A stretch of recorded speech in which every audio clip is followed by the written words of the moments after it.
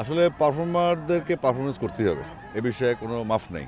দর্শক টিকিট কেটে আসে, তাকে গালি দেওয়ার অধিকারও আছে না। আমি আসলে খেলায় মনোযোগের চেয়ে বেশি ছিল আমার আমি আমার বিসিবি বস বা বিসিবির যে লজিস্টিক্স বা আমাদের যে কাজগুলি আছে, আমি এই যে এজ গ্রুপে কাজ করবো, আমি কি কি করতে পারবো, কারা আমাকে কেউ হেল্প করবে, আমরা কি কি প্ল্যান করেছি সেগুলো ডিটেল নিয়ে আলাপ করলাম। খেলাটা খুব কমই দেখা হয়েছে আমার।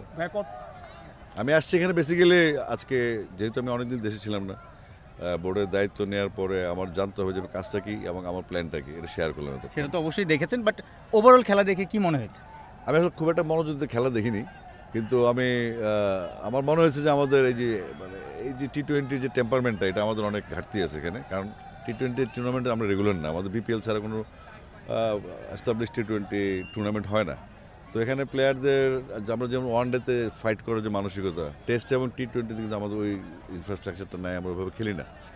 তো নিশ্চয়ই বড়রা ভাবছেন, এবং টি-20তে যদি খেলতেই হয়, টুর্নামেন্ট যদি খেলতেই হবে, আরও বেশি আমাদের প্রফেশনাল হওয়া উচিত, টুর্নামেন্টগুলো শুরু করা উচিত, এটা এজ গ্রুপ থেকেই শুরু হোক। আমি লাস্ট আসছিলাম বরিশাল বুলস যখন খেলতো বিপিএল, তারপরে আজকে আসছি। নাইস, খুব চমৎকার, সাহসী প্লেয়ার, আমাদের প্লেয়ার সবাই সাহসী। আজকে ক্লিক করেন, তানজিদ এক সাইড দিয়ে ধরে রাখলো, বাকি সবাই আসলে গেল, সাপোর্ট পায় না এসে, হয়তো রানটা 170 হলো অন্য হিসাব হতো। আসলে পারফর্মারদেরকে পারফরমেন্স করতেই হবে, এ বিষয়ে কোনো মাফ নেই। কারণ এই গ্যালারিতে যারা দর্শক আসেন, তারা কিন্তু অনেক দূর দূরান্ত থেকে আসেন, অনেক টাকা খরচ করে আসেন, অনেক এনার্জি নষ্ট করে, অনেক কাজ বের করে। এটা হয়তো আজকে শুক্রবার কাজ কম, বা যখন অফিস টাইমে আসে বা খোলা একটা সময় আসে, তাদের একটা ক্ষোভ থাকে, তার মধ্যে গরমও বেশি, মাথাও গরম থাকে, আর কন্টিনিউয়াস ব্যর্থ হলে এমনিতেও একটু অ্যালার্জি লাগে।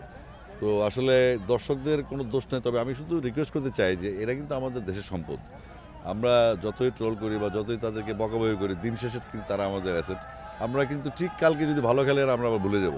তো আমাদেরকে মনে রাখতে হবে যে আমরা আজকে গালি দিব, কালকে আবার হাততালি দিব, তাহলে আমাদেরকে ঠিক হতে হবে আগে। আমাদের প্লেয়ারদেরকে এনকারেজ করতে হবে।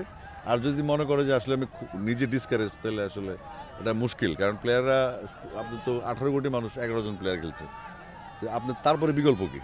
নিশ্চয়ই আমি গ্যালারি থেকে প্লেয়ার নিব না।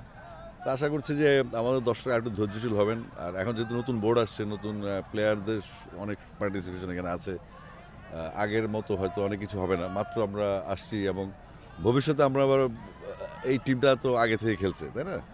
তো এখন ভবিষ্যতে যদি এরকম কিছু হয়, তাহলে মনে হয় দায়িত্ব আমাদের উপর পড়বে, তখন দর্শকরা আমাদেরকে বলতে পারবেন। তবে আমার রিকোয়েস্ট থাকবে একটা সবসময়, এই প্লেয়ারগুলো আমাদের দেশের, যতটা সম্ভব তাদেরকে যদি একটু শান্তিপূর্ণভাবে রাখা যায়।